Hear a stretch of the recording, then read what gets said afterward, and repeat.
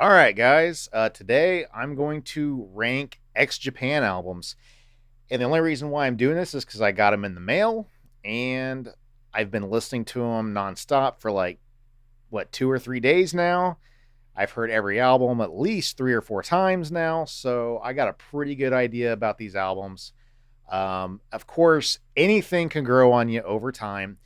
But as like an initial reaction of over 2 or 3 days of solid listening, I can tell you right now what I think. And let me tell you, I love X Japan. This is a really cool band.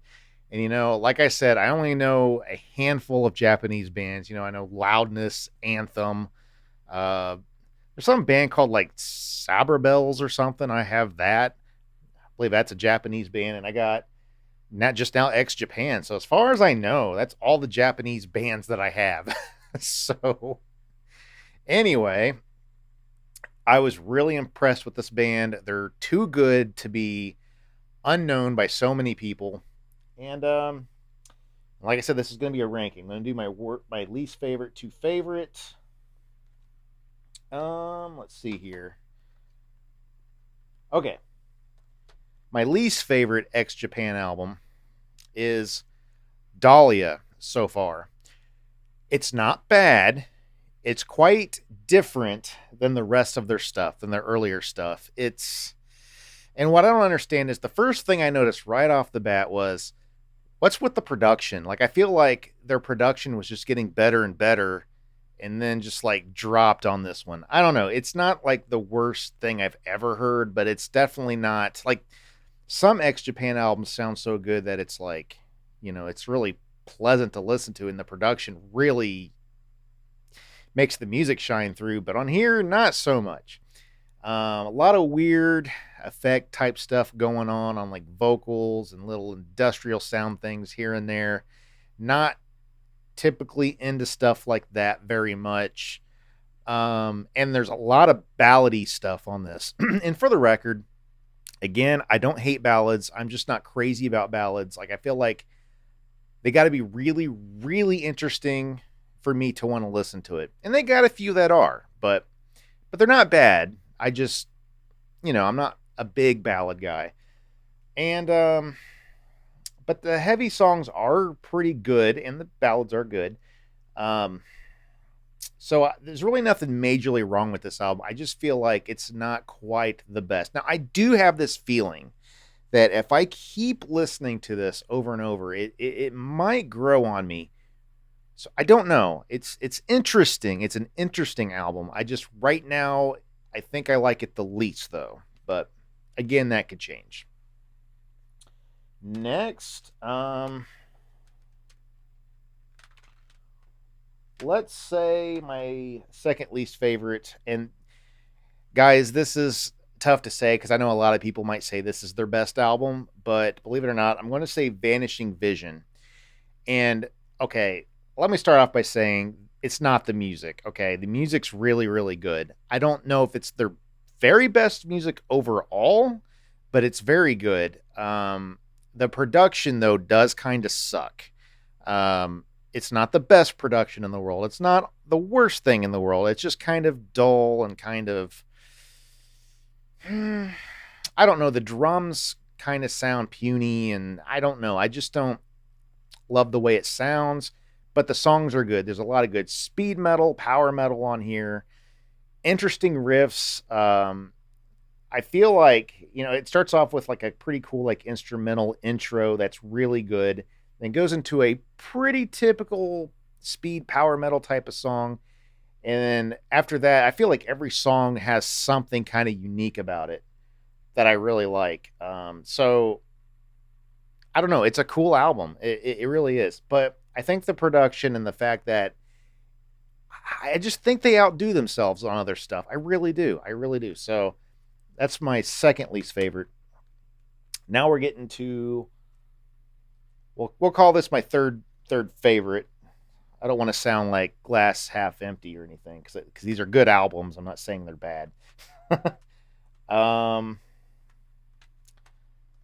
my third favorite, we're gonna say Jealousy. Okay, the production on here is really good. Really, really good. Their first album that was produced like top notch, in my opinion. The weird thing about this album, this could easily have been like a favorite, but the whole thing as a whole doesn't hold up. It's a little less consistent than I would say like Vanishing Vision is, but the good songs on here and the way they're produced, I feel like outshine a lot of the stuff on Vanishing Vision. But the problem is there's not enough of those songs on here to be any higher than where it is on my list. But like I said, there's some good speed power metal stuff on here. Um, I do like there is a ballad on here I really like. There's also some like there's a song called Desperate Angel that's a little bit it sounds like it's trying to go to like, kind of a cock rock sound, but to be honest with you, it's not that bad. Then it goes kind of speed metal. It's not that bad. Um I didn't really like the song Joker that much. Love Replica. I don't even know what the heck that is. It's just some weird track with some cool guitar lines, but it's just something weird. Uh, but yeah, Silent Jealousy, Miscast, Stab Me in the Back. I think are really really great albums or great songs. So yeah, I don't know. I think it's a cool album. Just a little inconsistent, but a very very cool album. Next, I would have to say Blue Blood, or yeah, Blue Blood. I almost want to call it Blue Bloods, but anyway, Blue Blood is their second album.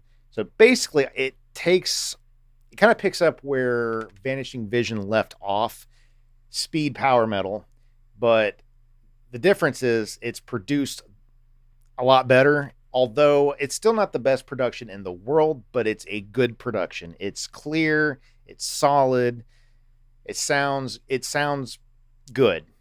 Not great, but good.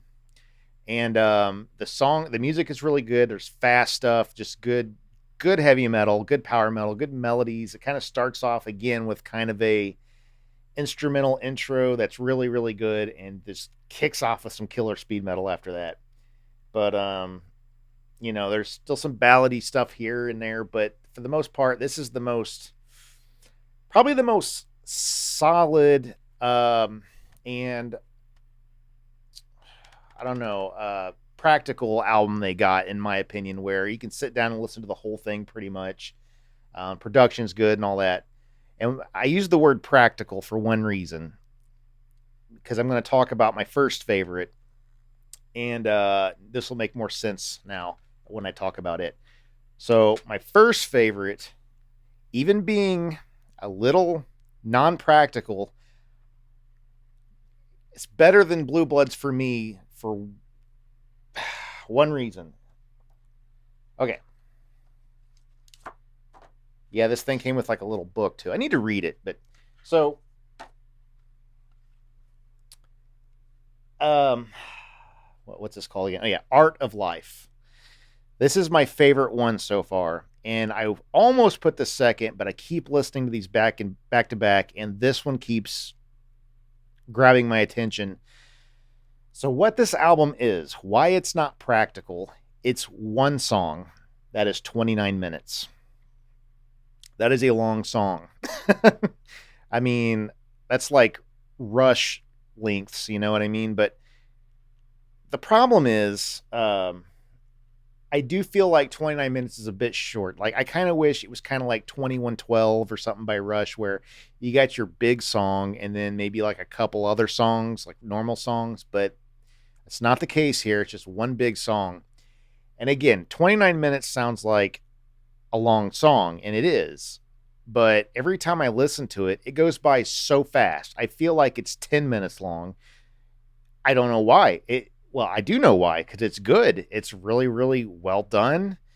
It flows nicely. It starts off soft, gets, turns into speed metal, something like maybe Halloween would do or something in their glory days. And honestly, I think as good as anything Halloween has done. Honestly, yes, I did say that, and I mean it. Um, In the middle, it kind of goes into like some piano, which piano can bore me a little bit depending on what's going on. If it's not interesting, if it's just soft for the sake of soft, I'm not into it. But if it's building on something, it's cool, and that's what this does. The piano in the middle does some cool stuff. It does some really weird off the wall stuff. It's really cool. Then it gets back into the song, like just genius songwriting. Love it. And I've listened to this one probably more than any of them now. And all of it's wrapped up with a really good production. Maybe their best production. Jealousy sounds good too, but I really like the way this sounds a lot. So yeah, I was really I remember thinking I'm either gonna really love this one or it's going to be really boring and it's gonna drag. No, it was definitely the latter. I loved it. One of the best 30-minute songs I've ever heard. So there we go, guys. X Japan, a band that I've wanted to collect since, I don't know, since I probably heard about them in like 2010, and I never really knew what they were. And every time I tried to look up their albums, they were like $50 a piece, and I ended up getting the whole lot for 120. So yeah, so I'm happy I finally got them. And yeah, I'm gonna read this book. It probably just has all the lyrics, so I can find out what the story of what the art of life is. And oh, by the way, I did also get this extra CD in my shipment. I didn't really know what it was.